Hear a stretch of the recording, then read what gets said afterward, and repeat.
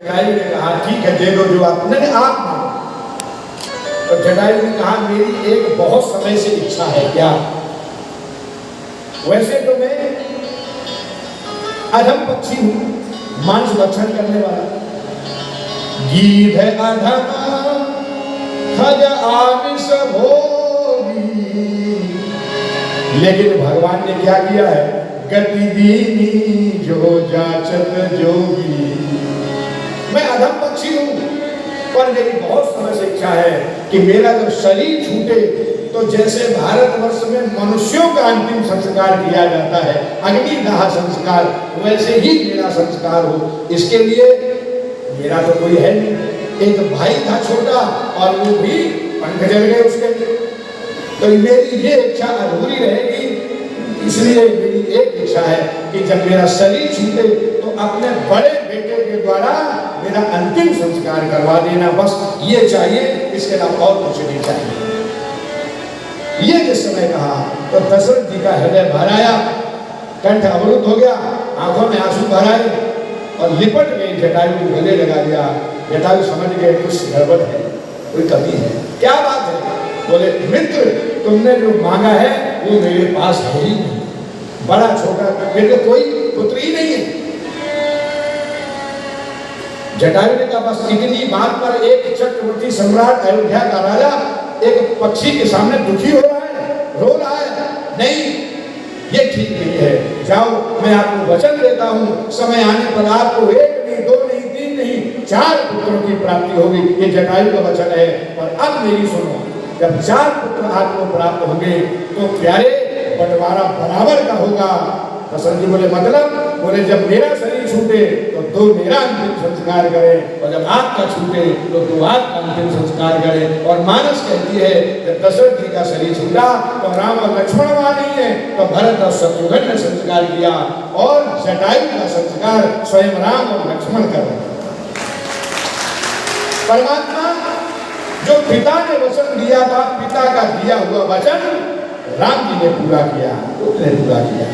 और रामायण में गोस्वामी लिख रहे अविरल भगती मानिवर गीध गजऊ हरिधाम तेहि की क्रिया यथोचित निज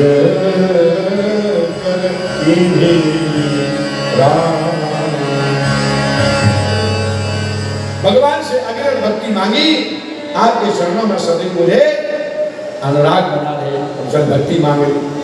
और भगवान ने अपने हाथों से जटायु का संस्कार किया। कहते हैं जिस समय जटायु जाने लगे तो वहां 1-2 बार और लिखा है। राम जी ने क्या कहा? बोले आप जाओगे, ये राम जी की दयालुता देखो जरा, गोस्वामी ने लेखनी को क्या सुंदर ढंग से चलाया है। दशरथ जी गए हैं कहां? राम राम रघुवर मिला, राम राम कही राम, कही राम राम कही राम, और तन परिहरि रघुवर बिरह राव गयो सुरधाम। सुर माने देव और देव माने भगवान, ये भी भगवत धाम को प्राप्त हुए हैं दशरथ जी। और जटायु कहां भेज रहे भगवान? गीध गयो हरिधाम, जहां दशरथ जी को भेजा वही जटायु को भेज रहे भगवान। और कहा क्या राम जी ने? सीता हरण तात जन कही पिता सन जाय, जो मैं राम कुल सहित कही दशानन। जानकी जी का हरण हो गया है, आप जाओगे तो मेरे पिताजी मिलेंगे वहां आपको। क्या बात है राम जी के दयालुता, जहां अपने पिता को भेजा वही जटायु को भेजा है। कोई ये न कहे कि उनके मित्र के साथ भगवान ने भेदभाव किया है। पिता को जो धाम दिया वही अपने मित्र, उनके मित्र जटायु को। तो जानकी जी का हरण हुआ है, मत कहना अगर मैं राम हूं तो रावण स्वयं आकर के बताएगा कि मैंने क्या पाप किया, किसके कारण मेरी ये दशा हुई। इसका मतलब रावण की भी वहीं पर भगवान ने जगह बना रखी है, जहां पिता को भेजा वहीं उनके मित्र जटायु को, और अपने शत्रु को भी वहीं भेजा। राम जी का सबसे बड़ा शत्रु जो रावण, तो वो खुद आकर के बताएगा, ये है राम जी की दयालुता। शत्रु भी कहीं नरकों में गया हो, अपने ही धाम को गया। ऐसे दयालु प्रभु, राघव सा कोई कृपालु नहीं, माधव सा कोई दयालु। अस प्रभु छाणी बजही दे आना, ते नर पशु बिन पूछ निशाना। ऐसे दयालु भगवान को छोड़कर जो दुनिया में भटक रहे, वो मनुष्य होते हुए पशु हैं, और पशु भी कैसे, बोले बिना सींग और पूछ। इसलिए राम की शरणागति, राम जैसा रावण भी राम जी की बड़ाई करता था, बैरी राम बड़ाई कर रहे हैं। राम जैसा न कोई हुआ है और न कोई होगा। उनका मिलना, बैठना, बोलना, व्यवहार, स्वरूप, तो ये इसलिए राम जी ने अपना धारण किया ये। और अंत में राम कथा बहुत, पर इतना जरूर है, भागवत जी के 2 अध्याय में ही सुखदेव जी ने इतना कह दिया। रामायण में राज्याभिषेक हुआ, विश्राम कर दिया, दूध धारण के लिए यज्ञ हुआ, यज्ञ के बाद फिर हम लोग, लेकिन राज्याभिषेक बाद विशेष रुचि नहीं राम गोस्वामी जी। और भागवत जी के दोनों अध्याय में, 10वें अध्याय में जो वर्णन किया है नमस्कंद के, तो भगवान ने सुमित्रा को, उनके जो पुत्र हैं शत्रुघ्न जी, सुमित्रा नंदन को, उनको भेजा मथुरा। वहां का राजा उस समय था लवणासुर, रावण का भांजा, और ये भी रावण से कहीं कम बलवान नहीं था। इसके बाद भगवान शिव का दिया हुआ त्रिशूल था, और त्रिशूल अगर इसके हाथ में तो इसे कोई मार नहीं सकता। भगवान ने शत्रुघ्न जी को कहा, जाओ, क्यों, इनका तो नाम ही है, जाके सुमिरन तेरी गुनासा, जाके सुमिरन तेरी गुनासा, नाम शत्रुघ्न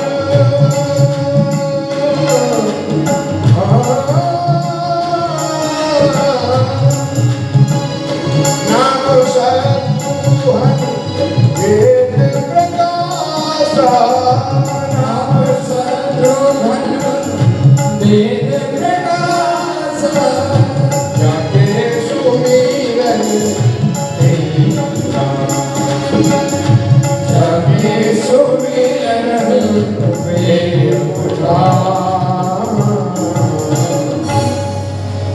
इनके तो नाम लेते ही शत्रुओं का नाश हो जाता है।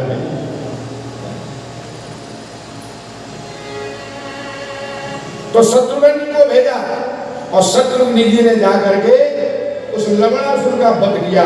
एक दिन शिकार खेलने गया, नगर के किनारे डेरा डाल दिया शत्रुघ्न जी ने, और बिना त्रिशूल के जैसे ही शिकार खेलने गया है, शत्रुघ्न जी ने लवणासुर का वध किया, और वहां राम राज्य की स्थापना की। आज भी ब्रज के आसपास के जितने भी गांव हैं, वहां आज भी राम राम सा, राम राम सा, राधे राधे तो वृंदावन बरसाना, तो यहीं पर राधे राधे, बाकी तो राम राम सा। वही शत्रुघ्न जी वाले समय से राम राज्य की स्थापना कर। आज भी मथुरा की रामलीला प्रसिद्ध है, मथुरा के 24 लीला, और वृंदावन की रासलीला प्रसिद्ध है। कन्हैया कह रहे जल्दी करो, मेरे आने का समय हो रहा है। तो ऐसे शत्रुघ्न जी ने वहां भी राम राज्य की स्थापना की। और अंत में गोस्वामी जी कहते, आई न के ही गति पतित पावन, राम भजु सुनु सद्गुण, आई न के ही गति राम भजु सुनु सद्गुण, गणिता आरामित ज्ञानी गटारी खलतारे, आधीर जमन की रात खस स्वपचारी अनिधनु, ये नाम पावन एक पावन हो ही राम, ये नाम पावन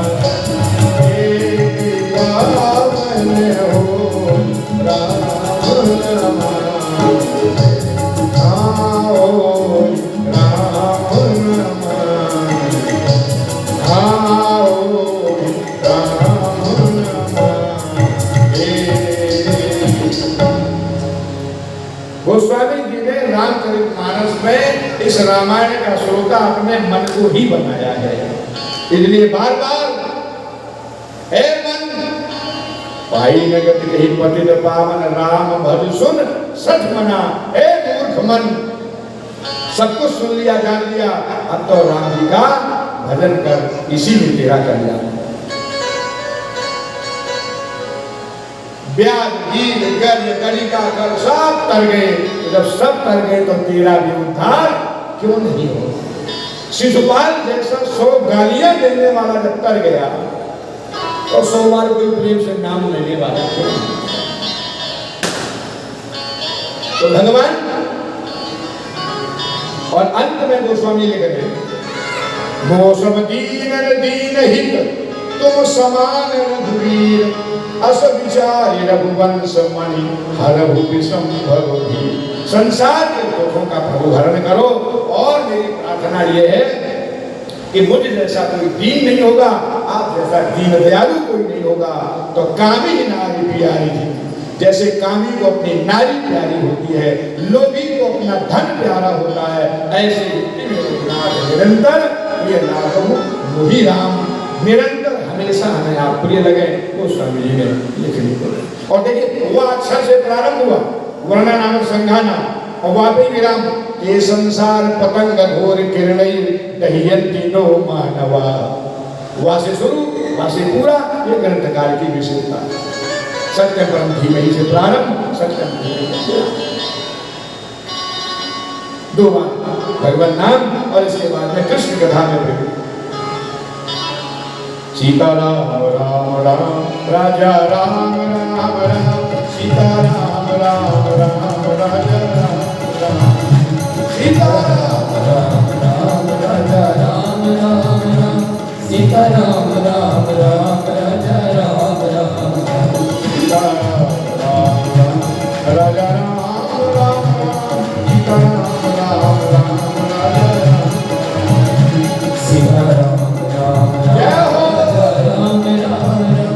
सीता राम राम राम राजा राम राम सीता राम राम राम राजा राम राम सीता राम राम राम राजा राम राम सीता राम राम राजा राम सीता राम राम राम राजा राम राम सीता राम राम राम राजा राम सीता राम राम राम राजा राम सीता राम राम राम राजा राम राम राम सीता राम राम राम राजा राम राम सीता राम राम राजा राम राम जय हो राम राम राजा राम राम सीता राम राम राजा राम राम सीता राम राम राजा राम सीता राम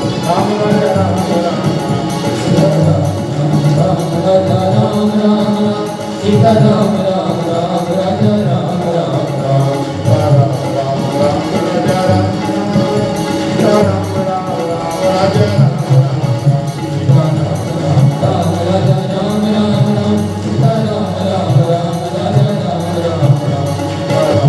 राम राजा राम सीता राम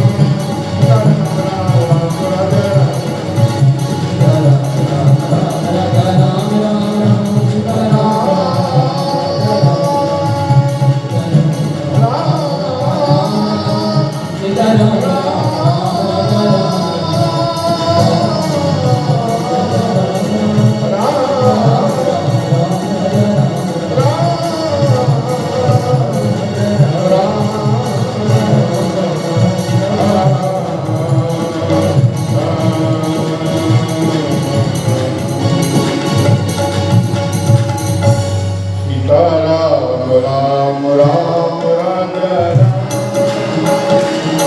सीता राम राम राम राजा राम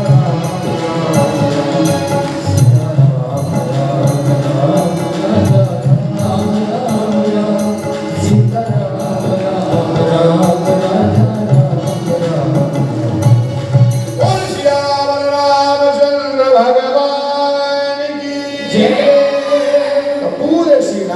मानस का सार यही है। सोते जागते उठते बैठते खाते पीते कैसे भी इस कलयुग में भी जैसे अभी भी कुछ परिवार ऐसे हैं जो भगवान का नाम लेते हैं, भोजन करने गए तो नाम छूट जाएगा तो अपनी पत्नी या अपनी बहू को कहा, बेटा जितनी देर मैं भोजन कर रहा हूँ उतनी देर मेरे हिस्से का नाम तुम लो। भोजन करने के बाद जब तुम भोजन करोगी तो फिर मैं नाम लूँ। ऐसे भी परिवार हैं इस कलयुग में जो नाम के बिना नहीं रह सकते। हरि नाम नहीं तो जीना क्या, विंध्य जी महाराज ने पद लिखा है।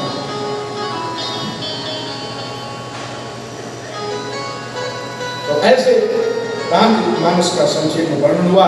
इसी में निमि वंश का वर्णन हुआ, अनुद्वैत तुर्वसु विदर्भ वंश का वर्णन हुआ और अंधक वंश वृष्णि वंश का वर्णन किया गया। सूर वंश वसुदेव जी का विवाह होने से पहले, वसुदेव जी का जो देवकी जी से विवाह हुआ, इससे पहले भी 6 विवाह हो चुके थे। भागवत जी के 9वें स्कंद के 24वें अध्याय में पौरवी रोहिणी भद्रा मदिरालोचना इला देवत्या प्रमुखासन पद्मनाभ के पौरवी, रोहिणी, भद्रा, मदिरा, लोचना और इला, जबकि रोहिणी जी का नाम तो आया है, पर देवकी इसलिए प्रमुख हो गई। देवकी को सब लोग इसलिए ज्यादा जानते हैं क्योंकि यस्यावती भगवान साक्षात ब्रह्म मनोहरी, जिनसे भगवान परमात्मा प्रकट हुआ है, इसलिए वो मुख्य हो गए। और कंस की सगी बहन नहीं थी देवकी, परिवार में ही एक राजा देवक हुए, देवक की पुत्री, पर बड़ा स्नेह करता था। बहन जहां मेरा पसीना गिरेगा ना वहां इस भाई का रक्त बहेगा। ऐसा कहने वालों का जब समय आता है तब फिर परीक्षा की घड़ी जब आती है ना तो सबकी परीक्षा होती। धीरज धर्म मित्र आपद आर परखियन आपद आर परखियन। धैर्य की परीक्षा आपत्ति काल में होती है। धत्ते धैर्य में जो धीमान सज्ञानी पंडितो थवा, कलियुग में जो धैर्य धारण करता वही ज्ञानी, वही पंडित है। धर्म की परीक्षा, कई बार धर्म में परीक्षा लेते हमें उससे मौजूद रहे। मित्र और पत्नी आपत्ति काल में सबकी परीक्षा होगी। उस समय में जो हमारे काम आए वही मेरा है।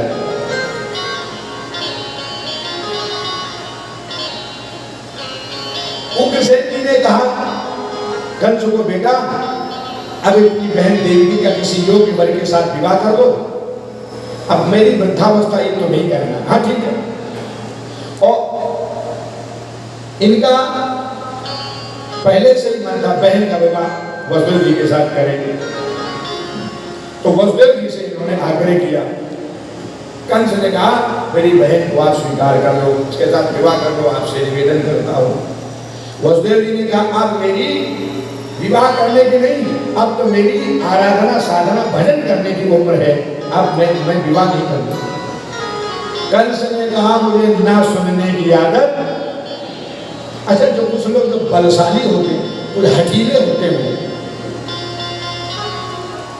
और शास्त्र कहता है असली बलशाली वो नहीं है जो शारीरिक बल रखे। शास्त्र कहता है बुद्धि जैसे बलम तस्य, वो बुद्धिमान, जो बुद्धिमान है वो असली बलवान है। इसलिए कहा मुझे ना सुनने की आदत नहीं है। वसुदेव जी ने स्वीकार कर लिया, नाम से विवाह हुआ। और कहते ले करके वसुदेव जी देवकी जी को बैठे रथ में, तो किसी सारथी को कह दिया इसको अपने घर तक भेज करके आओ। कंस को लगा ये मौका बार बार तो नहीं है, कोई नौकर मेरी बहन को उसके घर तक भेजने जाए, कोई सारथी जाए, ऐसा अवसर एक भाई कमा रहा है, बहन मैं चलूंगा तुझे छोड़ने के लिए। एक भाई चलेगा उसके बहन के घर तक उसे छोड़ने के लिए। कंस ने राजकुमार सवार है और सारथी की जगह सवार बैठ गया, रथ में चला। क्या मालूम था पल से पल में क्या हो जाए मानव के शरीर का, कोई पता नहीं तकदीर का, कब कहाँ क्या हो जाए, ये तो वही जाने।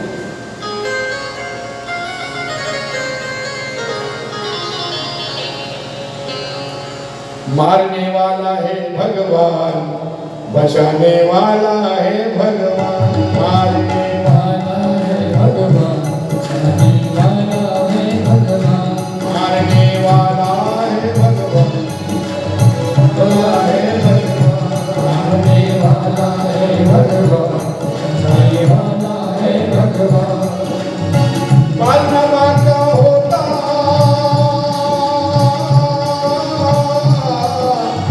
मारना बाका होता जिसका रक्षक दया निधान। मारने वाला है भगवान, बचाने वाला है भगवान। सभी लोग प्रेम से तालियों के साथ है भगवान, बचाने वाला है भगवान।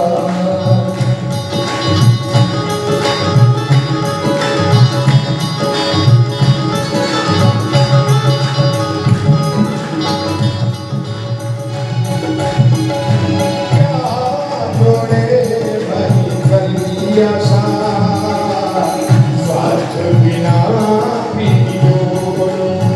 कल क्या होगा इसकी चिंता, जगत पिता पर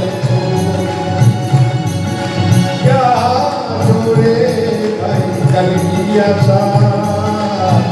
स्वार्थ बिना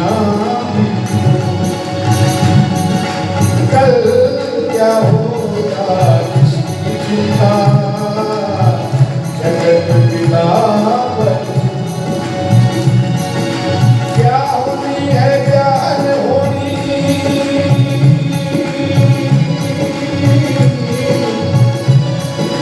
क्या होनी है ज्ञान। मारने वाला है भगवान, बचाने वाला है भगवान। मारने वाला है भगवान, बचाने वाला है भगवान। मारना बाका होता,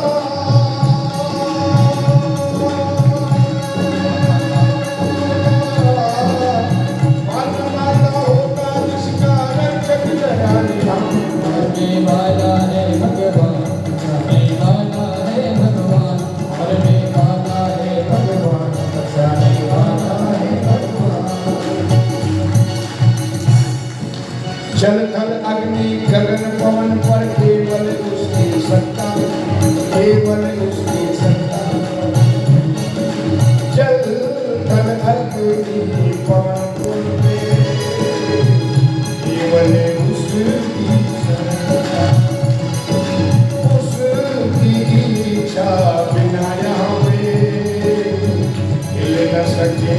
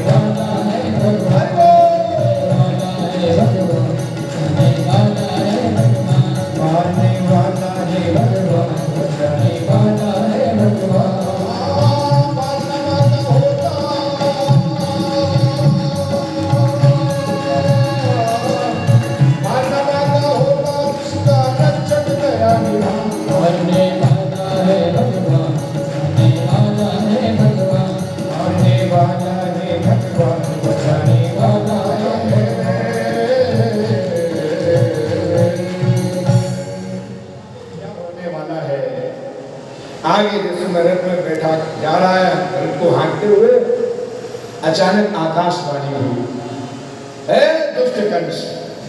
आकाशवाणी ने मूर्ख शब्द का प्रयोग किया है, हे मूर्ख कंस, जिसे तू बड़े प्रेम से छोड़ने जा रहा है इसके अपने घर तक, इसी बहन का आत्मा लाल तेरा काम हो। पति प्रगृहीणं कंसो आभास्या शरीरवान् अस्यात्वामष्टमो गर्भो हन्तायां वहसे वहसे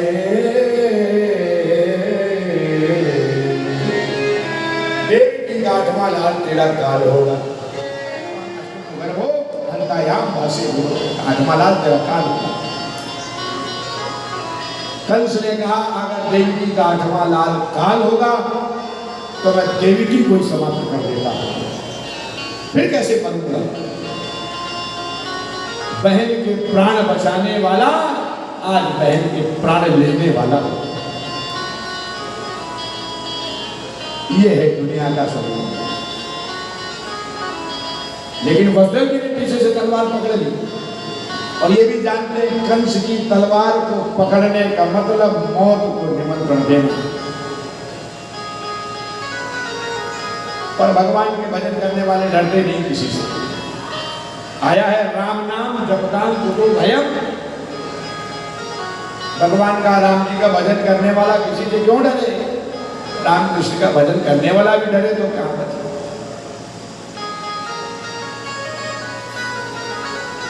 वो तलवार पकड़ ली, पीछे घूम करके कंस ने देखा और जब देखा तो वसुदेव जी को ऐसा लग रहा था मौत ने हमारी तरफ देखा है, लेकिन डरे। मेरी तलवार पकड़ने का मतलब जानते हो? वसुदेव जी ने कहा मृत्यु से ज्यादा कुछ नहीं हो सकता, लेकिन मैं तुम्हें इस महापाप से बचाना चाहता हूं जो तुम करने जा रहे हो। जब तुम्हारी कोई कहेगा कंस जैसा विश्व विजेता और उसने अपने बल का प्रयोग अपनी बहन के ऊपर किया, अपनी बहन को ही मार डाला, ये तुम्हारे नाम में बहुत बड़ा कलंक होगा। इसलिए मैं तुम्हें इस महापाप से बचाना चाहता हूं। और मेरी सुनो, अगर तुम्हें मुझ पर बोलो, अच्छा कंस ये जानता है कि वसुदेव जी कभी झूठ और झूठ नहीं बोलते, इसीलिए तो जेल के अंदर भगवान आ गए। भाई सत्य है जिनके जीवन में, इसलिए देवताओं ने जब यहां स्तुति की है तो सत्य शब्द से ही प्रारंभ की है।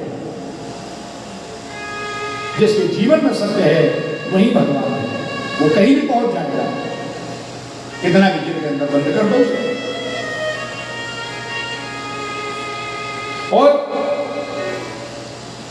वसुदेव जी जानते झूठ नहीं बोलते। वसुदेव जी ने कहा उत्तरायण समर्पयिष्ये इत्यस्ते भयमुत्थितम्।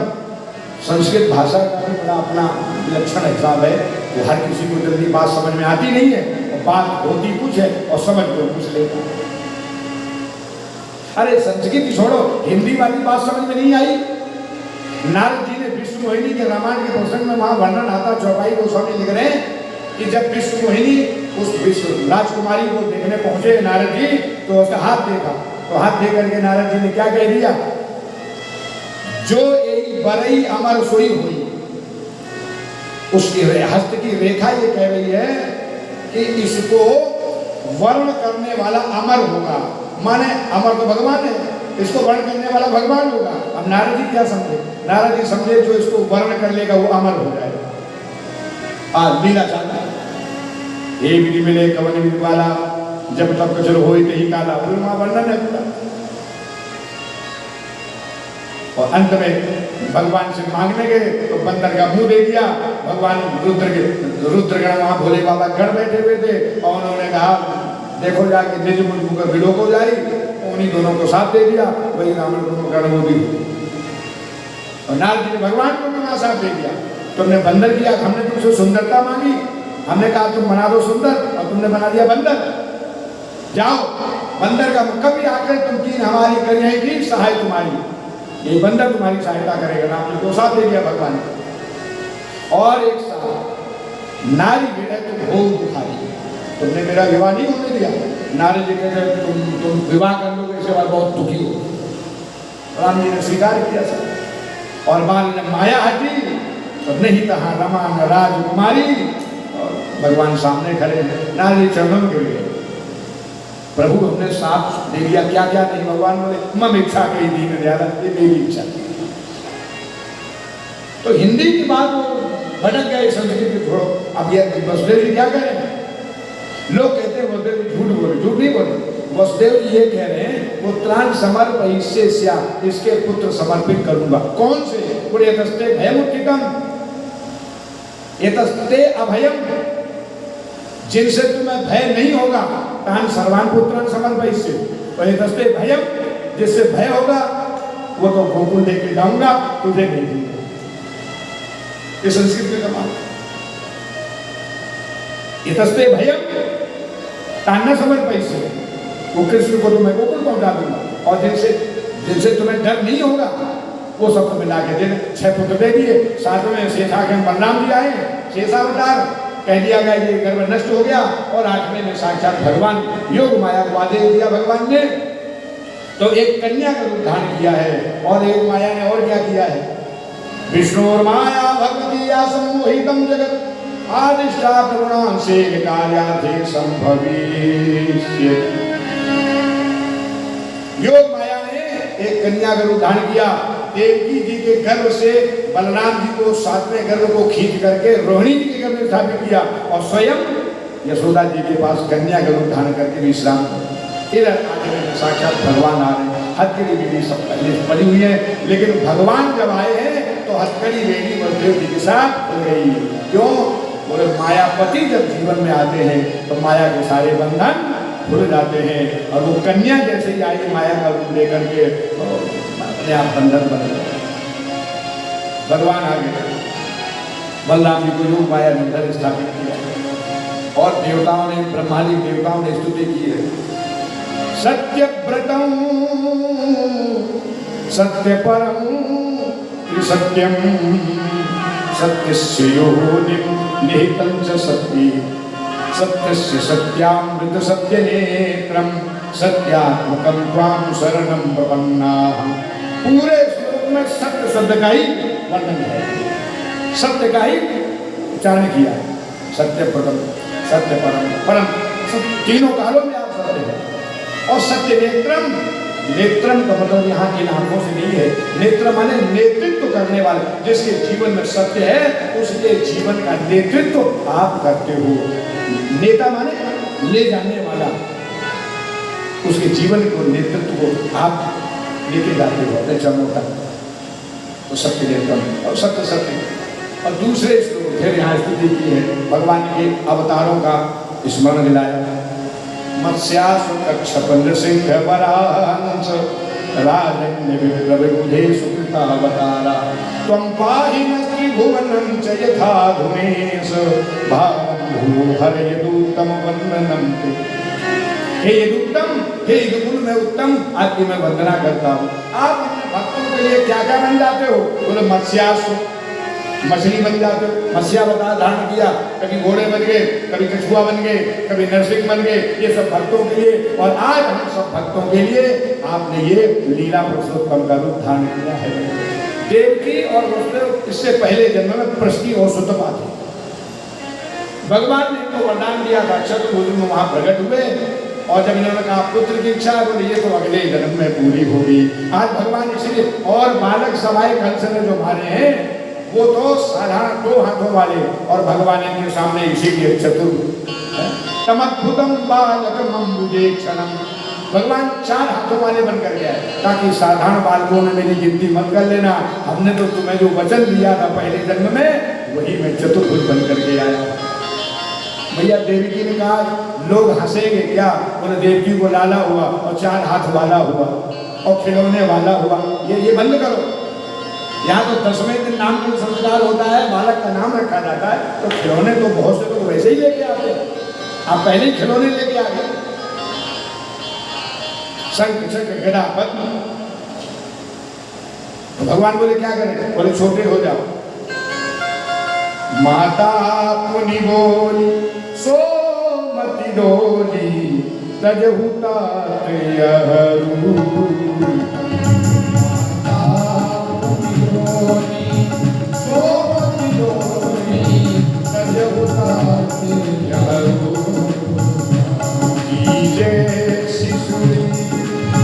अति प्रिय शीला यह सुख पर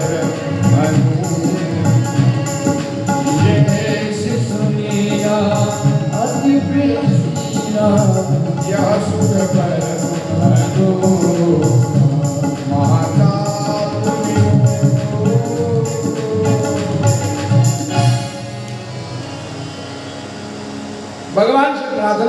भगवान ने कहा कोई बात नहीं। और ठाकुर जी माँ के सामने तो भगवान भी जब आते हैं तो बालक बनना ही पड़ता है। माँ की ममता तो तभी पूरी होगी। इस अवतार में मैया देवकी का तो पूर्व जन्म का ऐसा संस्कार है और मैया यशोदा का वात्सल्य भाव भगवान ने पूरा किया। और ये हम कल बताएंगे आपको, अभी समय कम है, कि मैया यशोदा और नंद बाबा पूर्व जन्म में कौन थे, इन्हें सुख क्यों मिला। वसुदेव देवकी तो 11 साढ़े 11 वर्ष जेल में रहे और नंद बाबा यशोदा को 11.5 वर्ष ये सुख मिला। जिन खो जाते हैं पानियां गहरे पानी, भगवान को हथकड़ी बेटी सब खुल गई, पहरेदार सो गए और लेकर के भगवान को, बालक को बहुत सी जगह आज भी है जहां बालक को सूप में रखा जाता है। सबसे पहले जन्म लेने के बाद सूप में रखा जाता है। क्यों? बोले सार को कही रहे और थोथा नहीं उड़ा। अब गुण सब दूर हो जाए, सूप का काम क्या है? कचरा निकाल लेता है और शुद्ध साफ दुर्गुण सब निकल जाए, गुण ही गुण बचे। शीश पर धारण किया और धारण करके जब चले हटके बेटी सब अपने आप खुल गई। झीनी झीनी बारिश होने लगी। क्यों? गर्मी, थोड़ी बरसात के समय में बारिश नहीं होती तो गर्मी बढ़ जाती, तो बाहर लोग, गांव वाले तो लोग चारपाई बाहर डाल देते।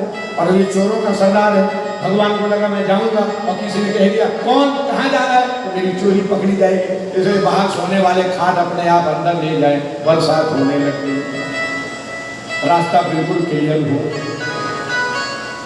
वसुदेव ऋषि तो धारण किए हुए शेष छत्र बन करके चले जा रहे हैं। यमुना जी में प्रवेश किया। वसुदेव जी को विश्वास हो गया है जो पहरेदार अपने आप सो गए, हथकड़ी बेटी खुल गई, वही यमुना जी से भी पार कराएगा। और जैसे अंदर प्रवेश किया, धीरे धीरे बढ़ते जा रहे हैं। सावन भादों की यमुना जी, क्या कहना, बहुत सुना तो हर नदी अपने अपने स्वरूप में होती है। देखा कि यहाँ तक चल आ गया है, एक कदम और आगे बढ़ाया तो मैं और ये मेरा पुत्र डूब जाएगा। इसलिए वसुदेव जी घबराए, दोनों हाथों पर उठाए और उठा करके वसुदेव जी ने कहा कोई लो। आज भी गोकुल और मथुरा का जो यमुना जी मई जून में जब कम हो जाती है तो जो पैदल मार्ग है वहां से लोग, कई लोग यमुना जी ऐसे पैदल निकल जाते। और दूसरी तरफ जो है वो गांव, उसका नाम है कोई लो, उस गांव का नाम ही पड़ गया कोई लो। और भगवान जान गए और भगवान को लगा कि अभी द्वापर है, कलयुग नहीं आया। यमुना जी मार्ग नहीं दे रही थी। यमुना जी इसलिए नहीं दे रही, ये मेरे पति हैं, मैं कालिंदी हूँ, ये कालिंदी पति हैं, तो पति निकल रहे हैं, चरण स्पर्श तो कर लूं, पर ये भूल गई मैं चरण स्पर्श करूंगी तो होगा क्या परिणाम, इसलिए भूल गई। और भगवान को लगा अभी द्वापर है, कलयुग नहीं है, अगर आप ऊपर हाथी जा रहे हो तो क्या मतलब है, मेरे ससुर के कंधे पर बैठो, मेरे स्पर्श करो, ससुर के कंधे पर बैठो। इसलिए ठाकुर जी देख ली, दोनों चरणों को झटके के साथ नीचे जिसने किया है, बस स्पर्श हुआ, मार्ग मिल गया और वसुदेव जी लेकर के चले जाए। नंद भवन पहुंचे, दरवाजा बंद था, अपने आप खुल गया। पहुंचे, जिन माताओं के यहाँ बालक हुए उन्हें पता ही नहीं है, यही तो अद्भुत है। सारे ब्रह्मांड का जो पिता है वो आज बालक बन करके आया है। इसलिए सुखदेव जी ने शब्द का प्रयोग किया, तमद्भुतम बालकम मुझे क्षण। अद्भुत बालक है ये, जगत पिता है और बालक बन करके आया।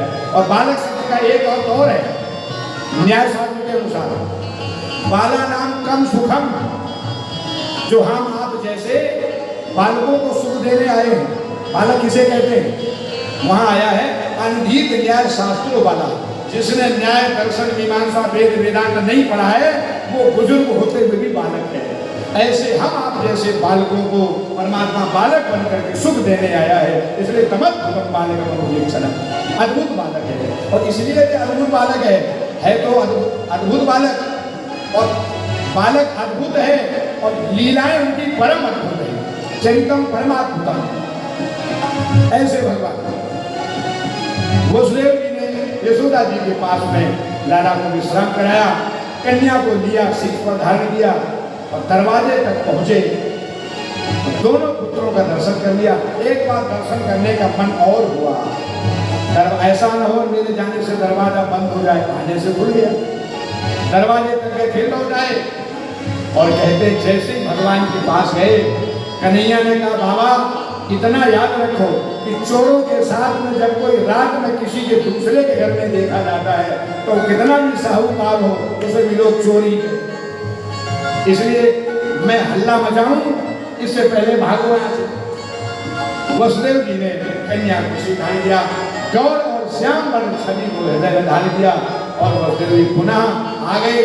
इतना पार होते हुए आए हैं तो हथकड़ी देनी पड़ गई, पहरेदार अपने आप जाग गए, खड़े हो गए, पूर्व बदा फूटा और जैसे अपनी जगह पर रहे हथकड़ी बेटी साफ पड़ गई। क्यों? अब माया आई है, अभी मायापति था, सब खुल गया, अब माया आई है सीट पर और ये माया इतनी सिखी पड़ी है, योग माया ने रोना शुरू किया, अभी तक नहीं हुई, रोना शुरू किया। ये रोने की आवाज कंस के कान में पड़ी, अब उसको क्या हुआ? हो गया हो गया हो गया, मेरे काल का जन्म हो गया, दौड़ा। अब जिसे मौत का मालूम पड़ जाए कि मेरी मौत ने जन्म लिया तो कैसे भागा होगा? भागवत में लिखा हुआ है मुक्त मूर्ख जहा, जैसे कोई बहुत ज्यादा डर के मारे प्राण बचा के भागता है ऐसे ही भागा। तो धोती पहने हुआ था, धोती फंस गई पैर में तो गिर पड़ा, लुढ़कते पुढ़कते मुकुट डाला, तलवार संभाला अपने आप को, फिर भागा, देवकी के पास पहुंचा। देवकी ने कहा भैया आकाशवाणी ने तो कहा था 8वां लाख तुम्हारा काल होगा, पर ये तो कन्या है, मैं देवताओं की बात में भरोसा नहीं कर सकता, ये पुत्र का पुत्री पहला 8वां पैदा हो सकता है, देवताओं को मुझे बिल्कुल भरोसा नहीं है। और जैसे ही कन्या को बोल रहे अरे इसको मेरी गोद में पड़ा रहने दो, तुम्हें मामा कह के बुलाएगी, एक मेरी गोद सुनी मत करो, नहीं छीन करके पत्थर शिला पर पटकना चाहता है। आकाश मार्ग में छूट गई वो देवी और आकाश मार्ग में अष्टभुजी देवी को प्रकट हुई और वहां से कहा रे दुष्ट कंस तू मुझे क्या मारेगा, तेरे मारने वाला गोकुल में उत्पन्न हो गया। इतना सुनते ही कंस को लगा ये मैंने क्या किया, देवकी से क्षमा याचना, बहन मुझे क्षमा कर दो, तुम्हारे 6 पुत्रों का वध कर दिया, कन्या भी मैंने मारनी चाहिए लेकिन वो आकाश मार। देवकी ने कहा भैया इसमें तुम्हारा कोई दोष नहीं है, ये मेरे सब कर्म प्रारब्ध का दोष है, कर्म संस्कार सब का लगा हुआ है। और ये मरीचि ऋषि के 6 पुत्र थे जो भगवान के भाई बने, देवकी के पुत्र बने, इनको जन्मते ही मरने का साथ लगा। ये कथा आगे भी आएगी भागवत जी में और ये सब वर्णन किया। आइए अब नंद भवन में चलते हैं हम आप। वहां दोनों माताएं सोई पड़ी और बालकों का जन्म हो गया, ऐसा भी कहीं होता है? माता सो बालक दोनों खेल रहे, सुनंदा बुआ बुलाई गई है, लाला की बुआ। सुनंदा बुआ इसलिए आई है, देखो भाई बिना मतलब में तो कोई कहीं जाता नहीं। सुनंदा बुआ जी बहुत समय से मैया यशोदा के गले में जो 9 लखा हार है, 9 लड़ियों का, 9 लखा 9 लाख वाला नहीं, 9 लड़ियों का जो मोतियों का, हीरे मोतियों का हार है, उस 9 लखा हार पे बहुत समय से नजर है। ऐसे मांगोगे तो ठीक नहीं है, ऐसा कोई समय आए जब हमें अवसर मिले। और आज तो नंद बाबा के सामने जा रही है, दोनों का जीवन। सबसे पहले दर्शन सुनंदा बुआ को हुआ, सेवा चली आई लाला की, सोने चांदी की थालियां लेकर के दर्शन करके नंद बाबा के पास पहुंची। पीछे छिपा ली थालियां, सोने चांदी की थाली बजानी है आप भैया, आज तो बहुत शुभ समाचार देने वाली हूँ। क्या? बोले ऐसे नहीं, पहले कुछ बहन को चाहिए। नंद बाबा के गले में जो भी मालाएं पड़ी उतार सब दे दी। बोले अब तो बताओ, बोले अभी नहीं। फिर और क्या चाहिए? बोले भाभी के गले में वो 9 लखा। आज इतना बढ़िया सुंदर समाचार देने वाले हो, आज तो वो देखे भी लगेगा बहुत अच्छा किया। बाबा ने कहा जाओ वो भी दिया, अब तो बताओ। तो सोने चांदी की थाली बजाते हुए और सुनो नंद के आनंद भैरो जय कन्हैया, नंद के आनंद भैरो जय कन्हैया, नंद के आनंद भैरो,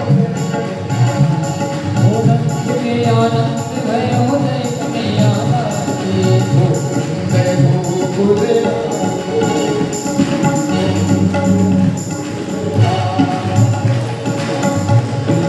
गोकुले आयो। सभी लोग ताली बजाते, बोलो नंद के लाला की, बोलो गोकुल के वाला की, बोलो यशोदा के